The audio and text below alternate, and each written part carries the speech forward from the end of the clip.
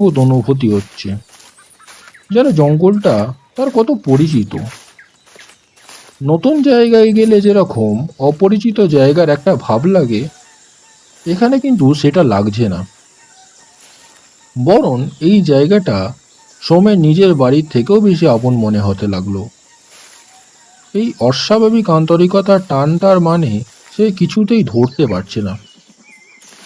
পাহাড়ি এলাকায় সন্ধে ঝুপ করে নামে, এটা তার জানা ছিল, কিন্তু এই জায়গাটার মোহতে সে তা প্রায় ভুলেই গিয়েছিল।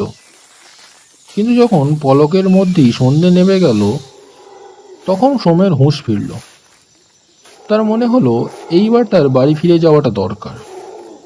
অচেনা জায়গায় বাঘভাল্লুক নাই থাকুক, সাক্ষোভ তো আছেই। এই সময় তামানের কথাটা তার মনে পড়ে গেল। তার হাত